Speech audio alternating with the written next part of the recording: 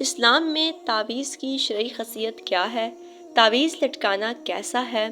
لوگ اپنے مسائل کے حل کے لیے پیروں فقیروں کے پاس جاتے ہیں، ان سے تعویذ لیتے ہیں اور پھر یہ امید کرتے ہیں کہ ان کے وسیلے سے ان کے مسائل حل ہو جائیں گے، جبکہ عوام کو یہ جاننے کی ضرورت ہے کہ اسلام میں تعویذ کا کیا کانسیپٹ ہے۔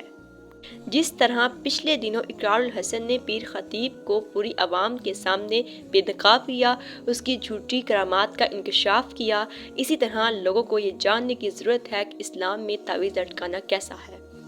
تعویذ کے لغوی معنی حفاظت کی دعا کرنا کی ہیں۔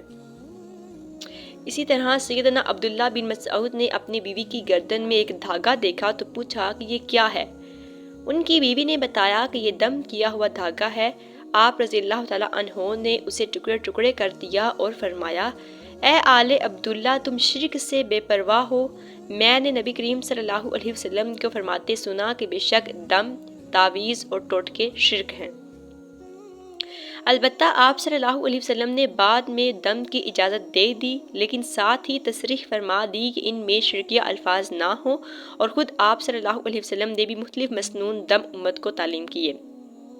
عقبہ بن عامر الجہنی روایت کرتے ہیں کہ نبی کریم صلی اللہ علیہ وسلم کے پاس ایک جماعت آئی تو رسول اللہ صلی اللہ علیہ وسلم نے ان میں سے 9 سے بیعت لے لی اور ایک کو چھوڑ دیا۔ ارشاد فرمایا کہ اس سے اس لیے بیعت نہیں لی کہ وہ تعویذ پہنے ہوئے ہیں۔ یہ سن کر ان صاحب نے تعویذ توڑ ڈالا۔ اب آپ صلی اللہ علیہ وسلم نے ان سے بھی بیعت لے لی اور فرمایا کہ جس نے تعویذ لٹکایا اس نے شرک کیا۔ عیسیٰ بن حمزہ کہتے ہیں کہ میں عبداللہ بن عقیم کے پاس عیادت کے لیے گیا، وہ حمرا کی بیماری میں مبتلا تھے۔ میں نے ان سے کہا کہ آپ حمرا کے لیے تعویذ کیوں نہیں لٹکا لیتے؟ انہوں نے کہا کہ تعویذ سے اللہ کی پناہ۔ رسول اللہ صلی اللہ علیہ وسلم نے ارشاد فرمایا کہ جس نے کوئی بھی چیز لٹکائی تو وہ اسی چیز کے سپرد کر دیا جائے گا۔ ابو بشیر روایت کرتے ہیں کہ رسول اللہ صلی اللہ علیہ وسلم کے ساتھ ایک سفر میں تھے کہ نبی کریم صلی اللہ علیہ وسلم نے منادی کرنے والا بھیجا جو یہ اعلان کر رہا تھا کہ کسی اونٹ کی گردن میں تانت کا پٹا ہو یا کسی اور چیز کا تو اس کو کاٹ ڈالا جائے، ہرگز باقی نہ چھڑا جائے۔ ایام جاہلیت میں یہ پٹے نظر بد سے بچنے کے لیے استعمال کیے جاتے تھے۔ حذیفہ بن الیمان نے ایک مریض کے بازو پر دھاگا بنا ہوا دیکھا تو سخت ناراض ہوئے اور اس کو کاٹ ڈالا اور قرآن کی آیت پڑھی، لوگوں کی اکثریت اللہ کو مانتی ضرور ہے لیکن اس کے ساتھ دوسروں کو شریک بھی ٹھہراتی ہے۔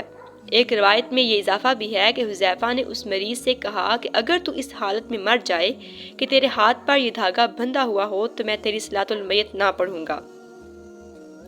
اس طرح سے یہ ثابت ہوتا ہے کہ نبی کریم صلی اللہ علیہ وسلم اور آپ کے اصحاب تعویذات کو حرام اور شرک سمجھتے تھے۔ نبی کریم صلی اللہ علیہ وسلم نے ایک مرتبہ ایک آدمی کو دیکھا کہ اس کے ہاتھ میں پیتل کا ایک کڑا تھا تو اسے کہا کہ یہ کڑا کیسا ہے؟ تو اس نے کہا کہ یہ کمزوری کی وجہ سے ہے، تو آپ صلی اللہ علیہ وسلم نے فرمایا کہ اسے اتار دے کیونکہ یہ تیری بیماری اور کمزوری میں اور اضافہ کر دے گا۔